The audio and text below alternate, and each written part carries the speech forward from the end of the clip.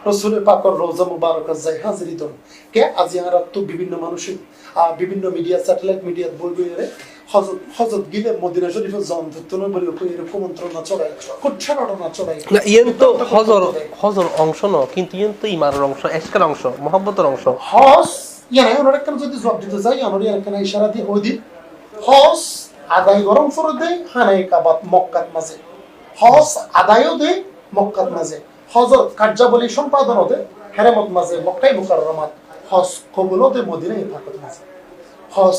completely কবুল হতে Medina শরীফের মধ্যে আর রসুলের পাকত দরবার দিলে ইয়ান অনরায় যদি কোরআন শরীফের আয়াত দিয়ে বুঝাই দেয় অন সহজভাবে বুঝিবেন আর দেশবাসী এই জিনিসটা বুঝিতে পারিব আল্লাহ পাক কোরআন শরীফত মাঝে বর্ণনা করে দেয় বিসমিল্লাহির রহমানির রহিম ওয়ালাউ আন্নাহুম ইয যালাবু আনফুসাহুম জাউকা ফাস্তাগফিরুল্লাহ ওয়াস্তাগফার লাহুমুর রাসূল লাওয়াজাদুল্লাহা তাওয়াবার রহিমা যে ওয়ালাউ আন্নাহুম ইয যালাবু আনফুসাহুম জাউকা তোমরা যদি নিজেরা গুনাহ করি থাকো তো হজ করতে যাচ্ছ বে গুনাহগার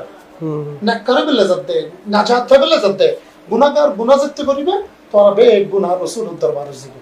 ফাস্তাগফিরুল্লাহ তোমরা আল্লাহ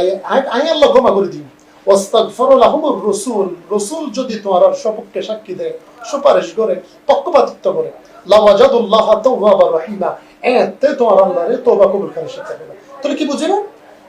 হজ করতে যাও যেটা জীবন জন আর রসুলের পাকর রোজা মুবারক জন ফুলিকে আর রসুলের পাকর রোজাত কা যেতেন রসুল তো ইন্তেকাল করছে রসুল তো পর্দা করছে রসুলের পাকর রোজাত কা যেতেন রসুল তো হায়াতত নাই তবে হ্যাঁ জবাব দে আর রসুলের পাকর হদে হায়াতি খায়রুল লাকুম ওয়া মামাতি খায়রুল লাকুম আই নবী হায়াতটা এতে যেরকম তোর আল্লাহ দামি আই নবীর ইন্তেকালও তোর উম্মত আল্লাহ দামি তো যে হারা মদিনা শরীফত যাই রে আল্লাহ রসুলের পাকর রোজা মুবারক জিয়ারত করতে আন্তর বাবার নির্দেশনা আছে ইয়ান জিয়ারত নির্দেশনা মানে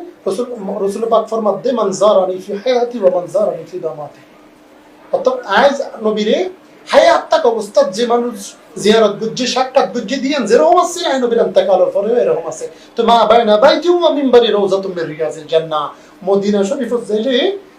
রিয়াজুল জান্নাত মাঝে নামাজের ব্যাপার স্থান আছে জান্নাতের একটা টুকরা নামাজ পড়িবার বিষয় আছে এই জান্নাতের টুকরা ওই রাসূলের পাকের পদ মুবারকর দুনির কারণে এই জাকাগান এই কারণে মদিনা শরীফত মাঝে জন ফরে মূলত আসলে হজ মানে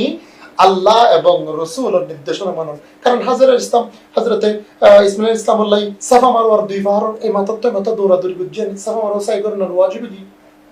হযরত আদম আলাইহিস সালাম আরফাতের ময়দানের মধ্যে অবস্থান করছেন দল আর আল্লাহ ফরজ কি ইহরাম অবস্থার মাঝে তাওয়াফ করছেন আল্লাহ ফরজ কি এই জিনিসগুলো যদি মূলত নবী ওলিয়লরে রাসূলরে অনুসরণ করার নাম হজ